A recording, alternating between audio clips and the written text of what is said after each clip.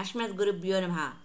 భగవంతుని దర్శించుటకు మనము అభ్యసించే విధానం శ్రీకృష్ణుని లేక శ్రీకృష్ణుని కృపచేత కృష్ణ అనుభూతిని పొందిన కృష్ణ చైతన్యవంతుని ద్వారానే శ్రీకృష్ణుడి అనుభూతమగును. భౌతిక విద్యార్హలతో అతడిని అవగాహన చేసుకోలేము. కేవలం శ్రీకృష్ణుని కృపను పొందుట ద్వారానే శ్రీకృష్ణుని అవగాహన చేసుకోగలము. ఒక్కసారి మనం అతని కృపకు పాత్రులమైతే అతనితో మాట్లాడగలము, అతనిని చూడగలము, అంతేకాకుండా మనకు నచ్చినట్లుగా నడుచుకోగలము. శ్రీకృష్ణుడు శూన్యం కాదు, అతడు సాకార పురుషుడు, పరమ పురుషుడు. మనము అతనితో సంబంధాన్ని పెంపొందించుకోవచ్చు. అది వైదిక వాక్యము. నిత్యో నిత్యానాం చేతనా చేతనానాం. భగవంతుడు పరమపురుషుడు, శాశ్వతుడు. మనమందరం కూడా శాశ్వతులమే అని కఠోపనిషత్తులో చెప్పబడినది. మనమందరము శాశ్వతులము. భగవంతుడు పరమ శాశ్వతుడు. ప్రస్తుతం మనం ఈ భౌతిక శరీరం బంధించి ఉండటం చేతనే ఈ జన్మ మృత్యువులను అనుభవిస్తున్నాను. భగవంతునికి దూరముగా విడిపడి ఉన్నాము. నిజానికి మనము జన్మ మృత్యువులకు అతీతులము. మనము శాశ్వత ఆత్మ స్వరూపులము. కానీ మన కర్మల ఫలితంగా మనము ఒక శరీరం నుండి మరొక శరీరానికి పరిణామం చెందుతున్నాం. ఇది భగవద్గీత 2వ అధ్యాయం 20వ శ్లోకంలో ఇలా చెప్పబడినది. నా జాయతే మ్రియతే వా కదాచిన్ నాయం భూత్వా భవితా వా న భూయః అజో నిత్యః శాశ్వతోయం పురాణో నా హన్యతే హన్యమానే శరీరే. ఆత్మకు ఎన్నడూను జననము కానీ మరణము కానీ లేదు. ఆత్మ జన్మింపలేదు, జన్మింపదు, జన్మింపబోదు.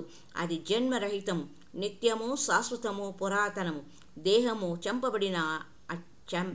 చంపబడినను అట్టి ఆత్మ చంపబడదు. భగవంతుడు శాశ్వతుడు అయినట్లుగానే మనం కూడా శాశ్వతులము.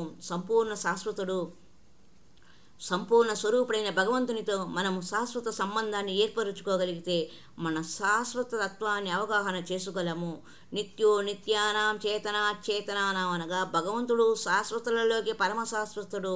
అతడు శాశ్వత చైతన్య రూపులలోకెల్లా పరమ చైతన్య స్వరూపుడు. కృష్ణ చైతన్యంతో ఇంద్రియాలు పవిత్రమైనప్పుడు ఈ జ్ఞానం అనుభూతమగును. అప్పుడు మనము భగవంతుని చూడవచ్చును. కృష్ణ చైతన్యవంతుడు శ్రీకృష్ణుని కృపచేత మాత్రమే ఈ కృష్ణ సంబంధ విజ్ఞానాన్ని అనుభూతి చెందగలడు.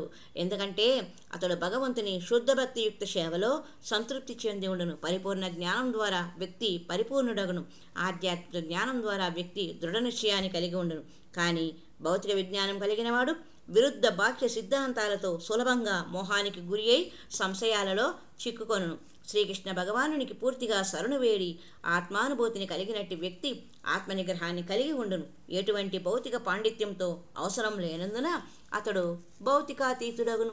భౌతిక విద్య మరియు మానసిక కల్పనలు ఇతరులకు విలువైన బంగారం వంటి కావచ్చు, కానీ అతనికి అవన్నీ చిల్ల పెంకుల వంటి గొప్పవి ఏమీ కావు. చదువులేని వాడు కూడా వినయంగా ప్రేమయుక్త సేవలో నెలకొనిప్పుడు భగవంతుని అవగాహన చేసుకోగలడు. భగవంతుడు ఎలాంటి భౌతిక నియమాలకు లోబడడు. అతడు సర్వాత్ముడు. అతనిని అనుభూతి పొందే పద్ధతి కూడా ఈ భౌతిక స్థితులకు అతీతమైనది. కనుక ఒకరు భౌతికంగా ఎంతటి పాండిత్యాన్ని కలిగి ఉన్నప్పటికీ వారు భగవంతుని అవగాహన చేసుకోలేరు. కేవలం సంపన్నులే భగవంతుడిని అర్థం చేసుకోగలరు.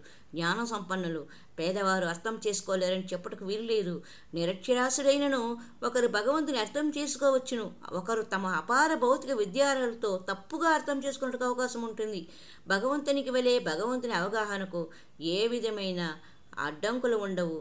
ఇది ఒక అప్రతిహతమైన కృత్యము.